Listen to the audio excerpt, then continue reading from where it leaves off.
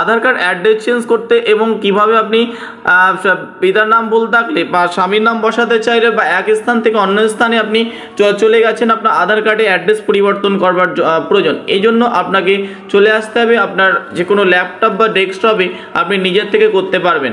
তো এর জন্য আপনার আধার কার্ডে মোবাইল নম্বর যোগ থাকতে হবে, তারপরে আপনি চলে আসবেন যে কোনো ব্রাউজারে, আসার পর সার্চ করবেন আধার সার্চ করার পর আপনার সামনে যে অফিসিয়াল লিঙ্ক আপনি দেখতে পাবেন সেই অংশে ক্লিক করবেন। তো দেখতে পাচ্ছেন এখানে আধার যে লিঙ্ক এবং আপনি চলে আসবেন অফিসিয়াল ওয়েবসাইটে। দেখতে পাচ্ছেন এই যে আপনার সামনে এমন একটি অংশ দেখতে পাবেন। এর জন্য এবার আপনার সামনে myadhar.udi.gov.in এমন থাকলে আপনি এখানে ক্লিক করবেন এবং আপনাকে অফিসিয়ালভাবে আপনাকে আধার ওটিপির মাধ্যমে আপনার লগ ইন হয়ে যেতে হবে। তো নর্মালি দেখতে পাচ্ছেন এখানে আমি এখানে লগ ইন অংশে ক্লিক করলাম। তো লগ ইন অংশে ক্লিক করার পর দেখতে পাচ্ছেন এখানে যে লগ ইন অংশ দেখতে পাবেন। লগ ইন অংশ দেখতে পেলে আপনার সামনে অপর একটি ইন্টারফেস চলে আসবে।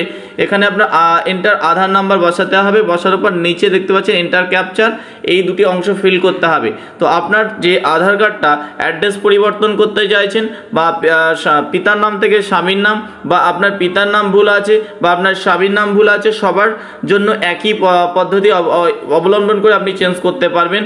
তো এর জন্য দেখতে পাচ্ছেন লগ ইন উইথ ওটিপি অংশ, অর্থাৎ আধার কার্ডে যে মোবাইল নাম্বার যোগ থাকবে সেই মোবাইলে একটা ওটিপি চলে আসবে।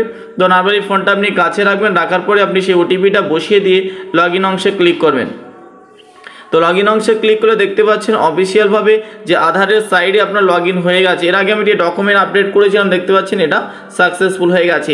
এই কাজটি আপনার 2 থেকে 3 দিন বা 1 সপ্তাহের মধ্যে কিন্তু আপনার কমপ্লিট হয়ে যাবে। তো নর্মালি দেখতে পাচ্ছেন এমন অংশ দেখতে পাচ্ছেন আপডেট আধার অনলাইন অংশ দেখতে পাবেন।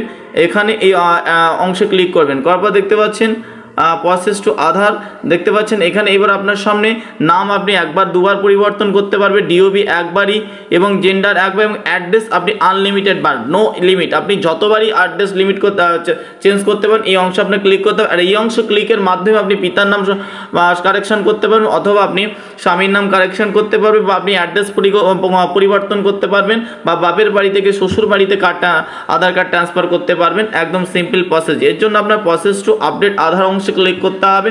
তো করার পর দেখতে পাচ্ছেন পরবর্তী ইন্টারফেস দেখতে পাচ্ছেন আগের যে অ্যাড্রেস ছিল সেটা হচ্ছে বাপের বাড়ি, সেখান থেকে আমি নতুন অ্যাড্রেস এখানে আনতে চাই। দেখতে পাচ্ছেন কেয়ার অফ, অর্থাৎ যেখানে আপনার স্বামী নাম আপনার বসাতে পারেন, কোনো ব্যাপার নেই। সেই সঙ্গে যদি আপনার স্বামীর নাম ভুলও থাকেন আপনি কেয়ার অফের জায়গায় আপনি বসাবেন, এবং নিচে দেখতে পাবেন বাংলাটা চলে আসবে।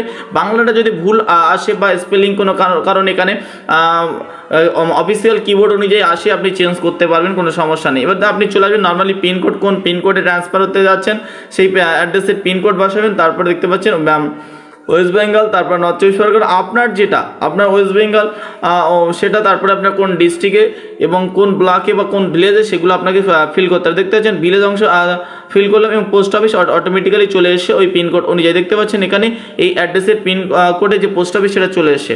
এবার আপনার পরবর্তী কাজ হচ্ছে আপনাকে যে স্পেলিংগুলো লিখেছেন ডান দিকে দেখছেন কিবোর্ড অংশ, এই অংশে ক্লিক করে আপনাকে চেঞ্জ করতে হবে।